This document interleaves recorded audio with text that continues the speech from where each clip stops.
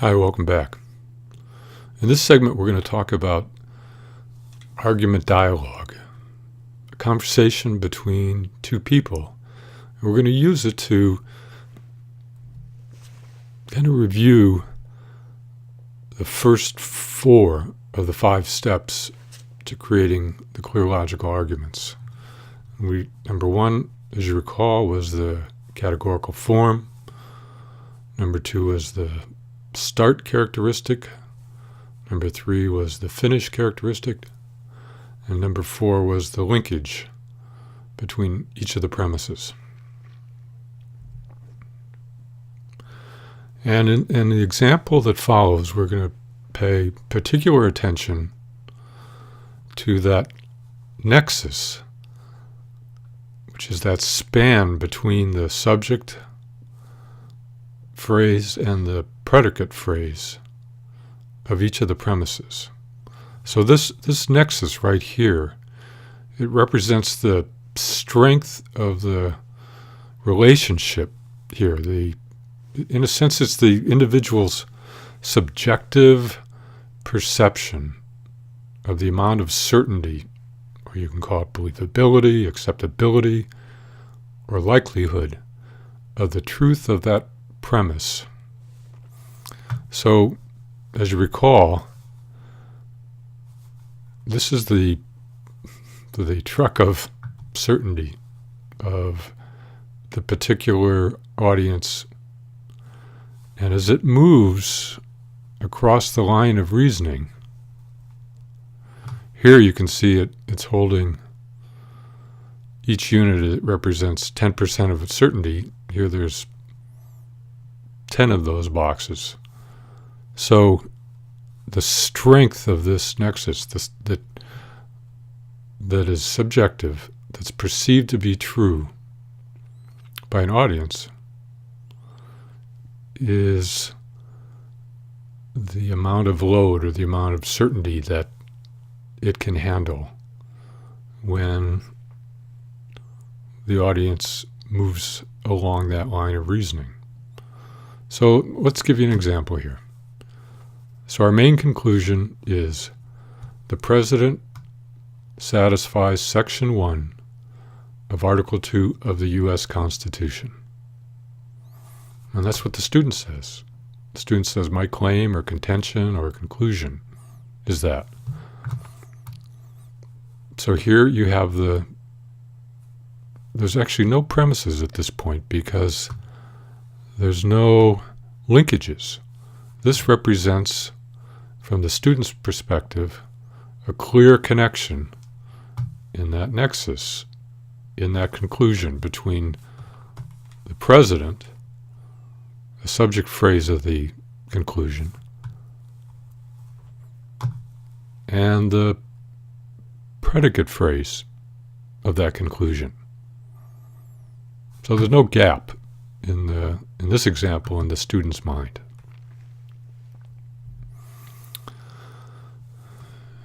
But the audience says, well, how did you reach that conclusion? Because they don't see, from their subjective point of view, they don't see the connection here.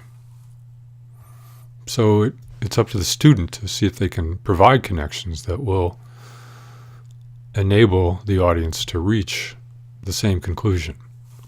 So in response, the student says, well, my line of reasoning consists of 2 premises. Number 1, the President is a natural-born U.S. citizen. And premise number 2, one who is a natural-born U.S. citizen satisfies Section 1 of Article 2 of the U.S. Constitution. Therefore, then the conclusion is, the President satisfies Section 1 of Article 2 of the U.S. Constitution. So you can see in this case that the reasoning fits the parameters that are needed in the logic bridge. The first 4, you have a start where the subject phrase of the first premise matches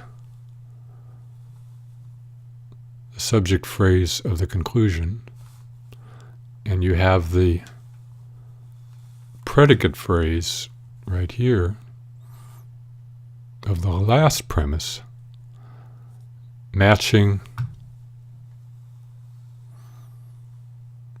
the predicate phrase of the conclusion. And you also have the linkage or the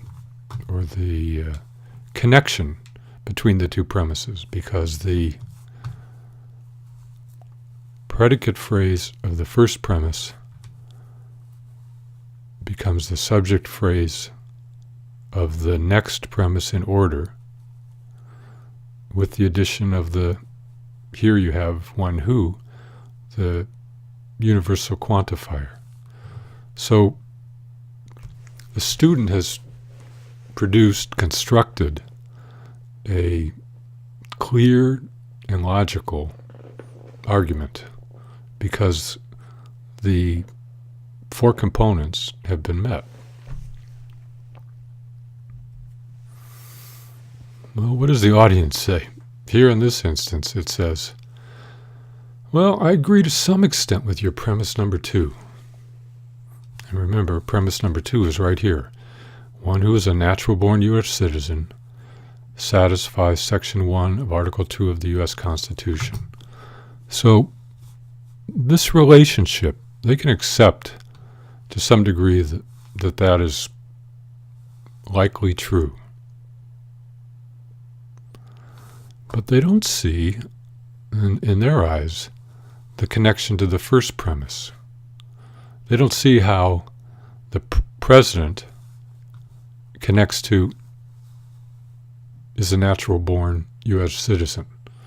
The student's claiming that as a fact, but to the audience here, they don't see that connection. So it's up to the student at this point to respond here. So remember, this premise over here, which is now our third, becomes the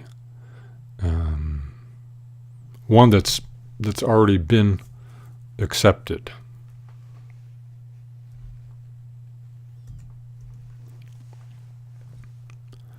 It's this gap right here.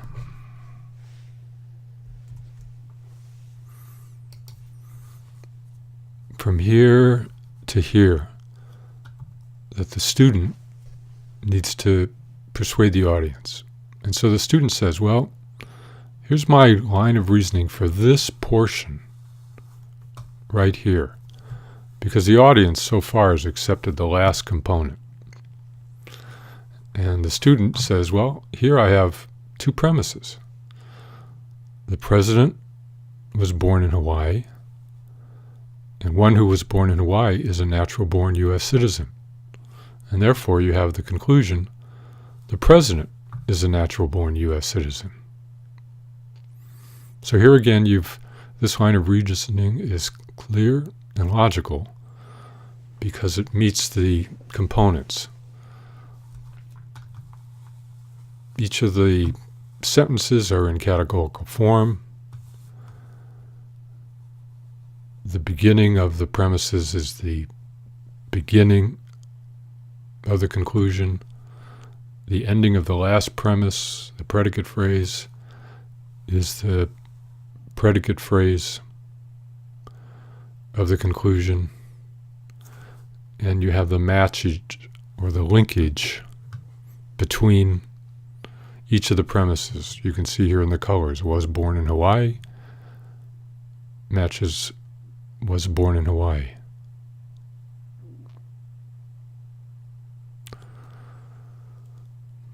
The whole argument that's being made here is actually three premises if the student was talking about all three premises. But remember, the audience was comfortable with the last connection. But as the complete argument would read, the president was born in Hawaii. That would be right here. Premise number 1.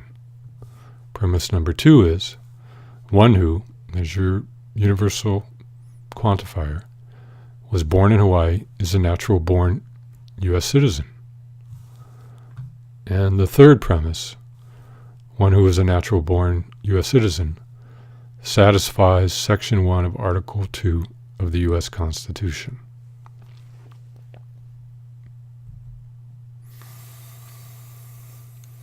Well, here's the audience again. As typically happens, they say, okay, I agree to some extent with your premise number 2 and 3, but how did you arrive at premise number 1? So the audience is telling you that these two premises of your logic bridge, they can see the connection. They can see that these two premises have some likelihood in their eyes to being true. And that's one who was born in Hawaii as a natural-born citizen, and this one who is a natural-born citizen, satisfies Section 1 of Article 2 of the U.S. Constitution. So the challenge for the student is to see if they can show the audience how to fill this gap here, which is getting them to accept the truth that the president was born in Hawaii. And in this instance, here's how they do it. The student says, well, my line of reasoning consists of two premises. Number 1, the president has a Hawaiian birth certificate. And number 2, one who has a Hawaiian birth certificate was born in Hawaii. And therefore, the conclusion, the president was born in Hawaii. So this is the total line of reasoning that the student has developed to try to respond to the audience's questions about each of the premises. And this is the student's way of filling the gaps. Here again, you can see that the subject phrase of the first premise and the subject phrase of the conclusion are the same, and the predicate phrase of the last premise is identical here. And then, of course, you have the matching, the linkage between each of the premises. So this is a way you can begin to see how the structure of your line of reasoning can increase as questions are raised about the strength of any particular premise. Thank you.